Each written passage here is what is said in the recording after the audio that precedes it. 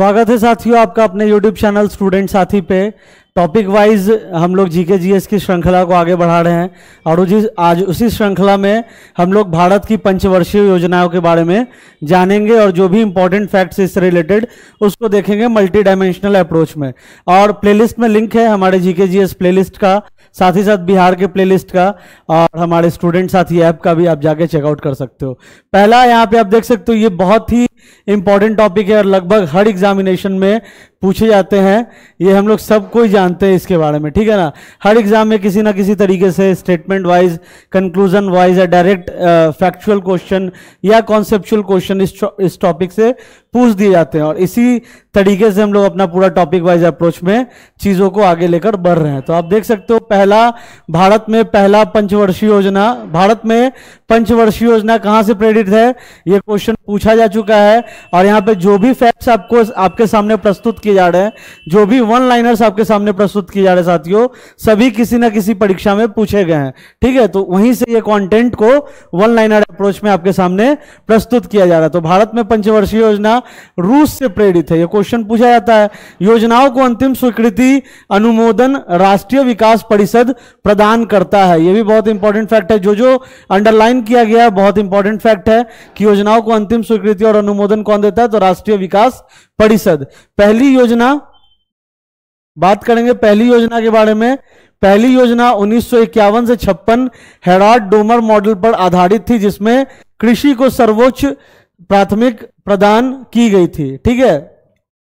यह क्वेश्चन आपका पूछा गया था, बिहार एसएससी में भी पूछा गया था एक बार, दरोगा में भी पूछा गया था और रेलवे में भी ये क्वेश्चन एक बार पूछा गया था, ठीक है। तो ये बहुत इंपॉर्टेंट है कि पहली योजना जो है 1951 से 1956 हेराल्ड डोमर, डायरेक्ट नहीं पूछा गया था, अभी आप खोजने मत लगना, इसके अप्रोच में इसके आधार पे क्वेश्चन पूछा गया था, ठीक है। तो पहली योजना 1951 से 56 हेराल्ड डोमर मॉडल पर आधारित थी, जिसमें कृषि को, हम लोग कृषि प्रधान देश हैं, तो पहली योजना जो थी आजाद भारत की वो थी 1951 से 56 तक, और उसमें कृषि को यानी कि एग्रीकल्चर को, फार्मिंग को प्रायोरिटी दिया गया था। दूसरी योजना पीसी महाल नोबिस के मॉडल पर आधारित थी, जिसमें भारी एवं आधारभूत उद्योगों पर बल दिया गया था।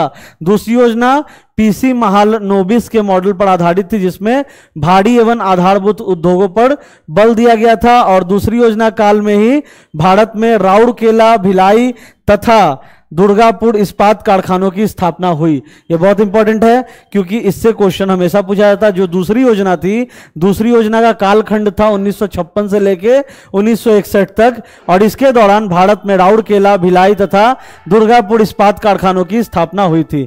तीसरी योजना सैंडी चक्रवर्ती और महालनोबिस मॉडल पर आधारित थी, जिसमें आत्मनिर्भरता पर बल दिया गया था, ठीक है, सेल्फ डिपेंडेंसी पे बल दिया गया था।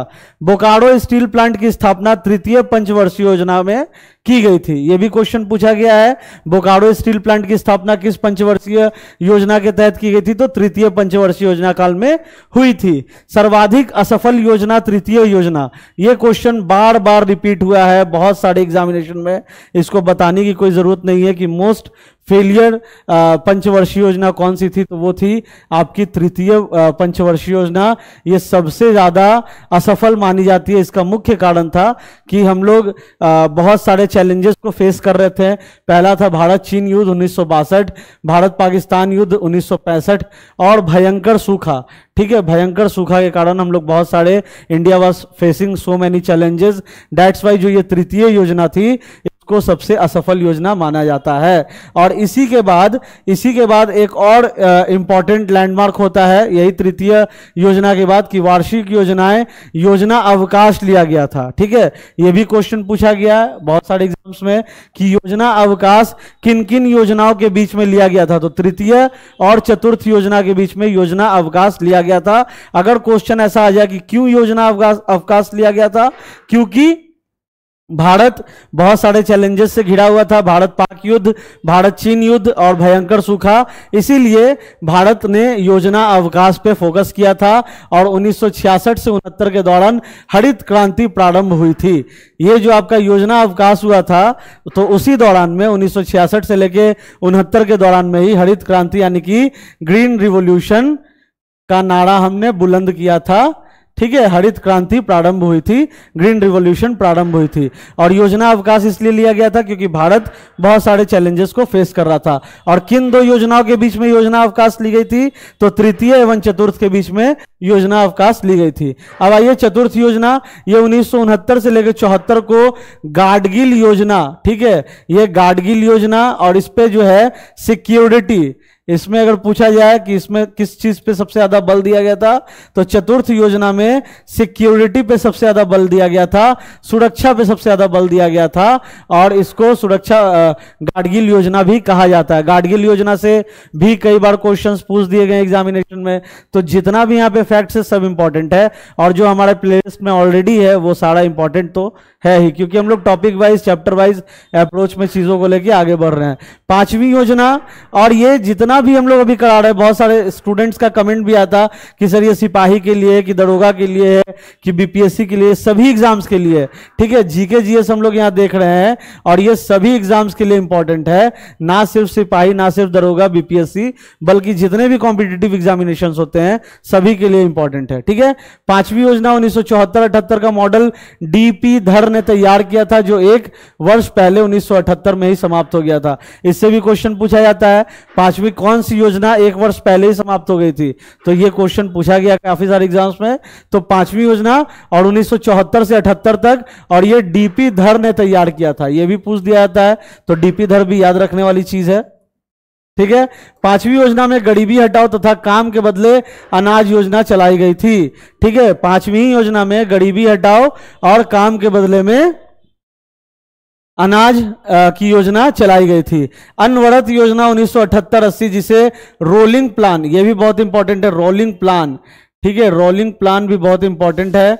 इस दौरान जनता पार्टी की सरकार आ चुकी थी, और ये 5 ईयर प्लान वाला जो सिस्टम था इसको नकार दिया गया था, और रोलिंग प्लान पे फोकस किया गया था, ठीक है।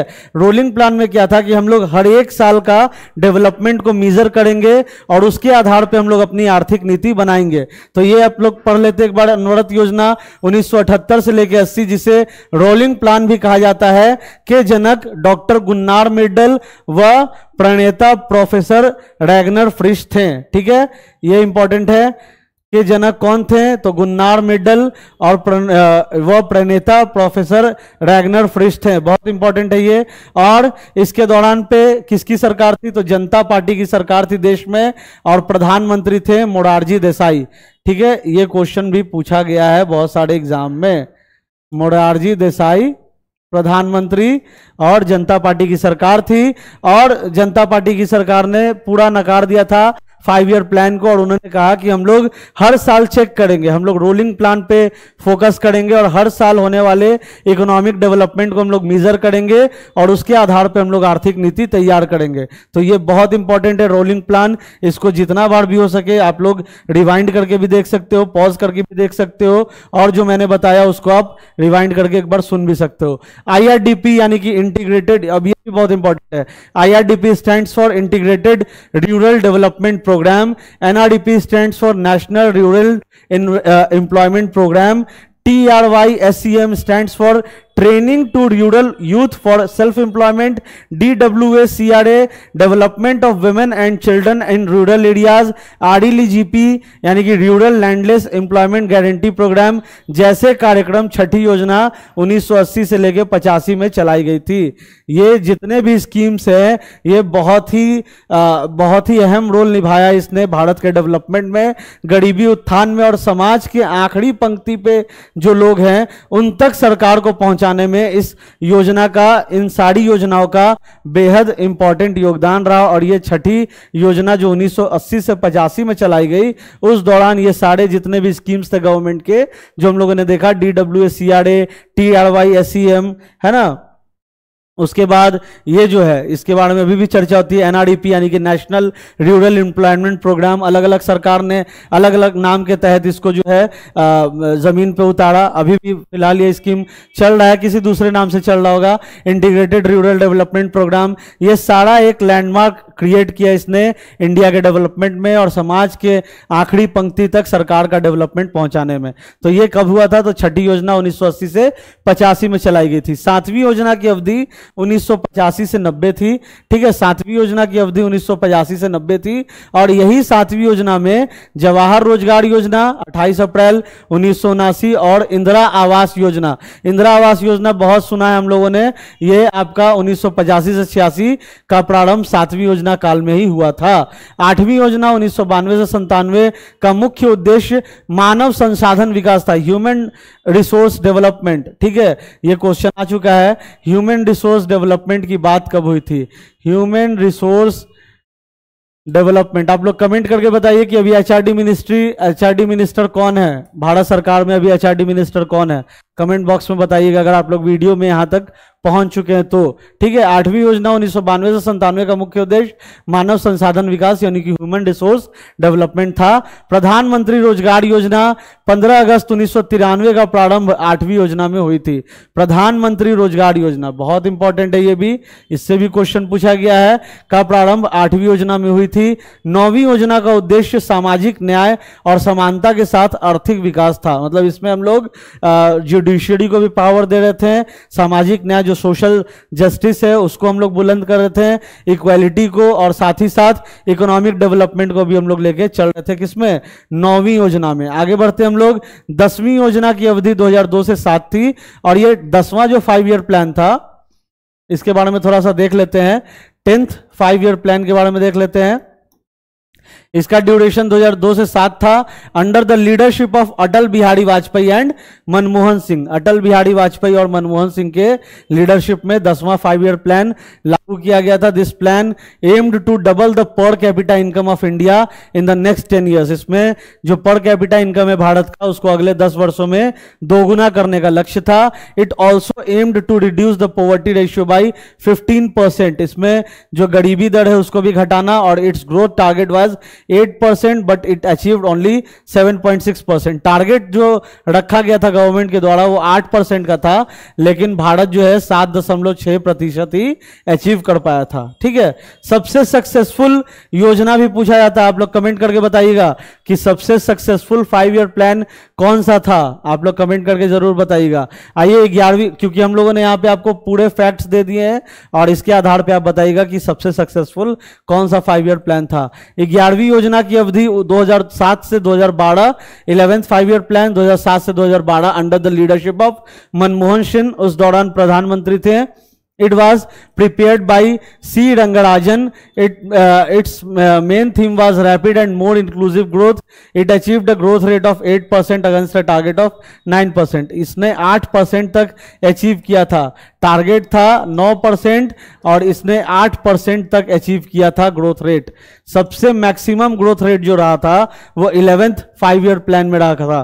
सबसे ज्यादा ग्रोथ रेट जो अगर पूछा जाए एग्जामिनेशन में तो वो 11th 5 ईयर प्लान में था, डेट वाज 8%। ठीक है, डेट वाज 8%। और वही 10वां 5 ईयर प्लान में कितना था, 7.6%।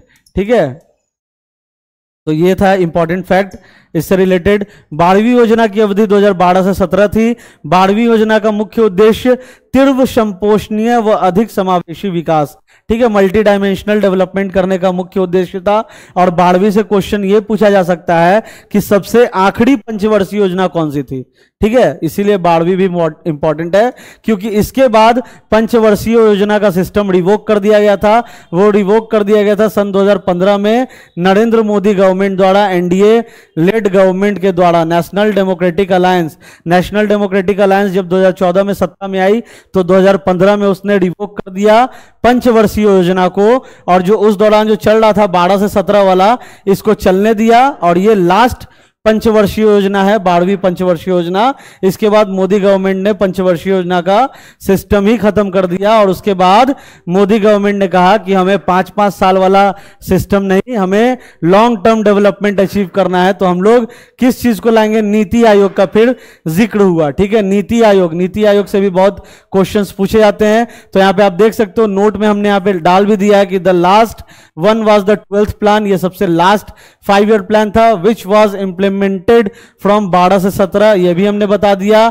After that government of India decided to discontinue the 5-year plan system and instead of adopted a longer term development. इसको क्यों इंप्लीमेंट किया? लॉन्गर टर्म डेवलपमेंट मुख्य उद्देश्य था मोदी गवर्नमेंट का, इसीलिए उसने 5-year सिस्टम को रिवोक किया, बंद किया 12वीं प्लान के बाद, और लॉन्गर टर्म डेवलपमेंट स्ट्रेटेजी पे फोकस किया, जिसे नीति आयोग के नाम से भी जानते हैं। Longer term development strategy called the NITI Aayog. यह भी एग्जामिनेशन में बहुत बार पूछा गया है। मोदी गवर्नमेंट का लॉन्गर टर्म डेवलपमेंट स्ट्रेटेजी को क्या कहते हैं? तो वो है नीति आयोग। ठीक है, नीति आयोग के चेयरमैन कौन है वो आप लोग कमेंट करके बताइएगा। ठीक है, तो ये था आपका पूरा कंटेंट, जिसमें हम लोगों ने पूरा 5-year प्लान देखा। जितना भी 5-year प्लान, उससे रिलेटेड जो भी फैक्ट्स थे, जो भी क्वेश्चंस जिस जिस एग्जामिनेशन में जिस जिस तरह से बन के आए, उन सभी का हमने जिक्र किया। और आपको बता दें कि ये इसी तरीके से हमारा कार्यक्रम चलता रहेगा। आप लोग वीडियो को लाइक कीजिए यार, शेयर कीजिए, थोड़ा दोस्तों के बीच प्यार दीजिए, ताकि हमें भी एक मोटिवेशनल एलिमेंट मिले कि और अच्छे अच्छे कंटेंट एग्जामिनेशन ओरिएंटेड स्पेशली हम लोग आपके लिए लेकर आए। और इसी तरीके से topic wise, chapter wise content हम लोग आपके साथ हमेशा शेयर करेंगे। तो thanks for watching this video and all the very best for the upcoming examination. Thank you so much.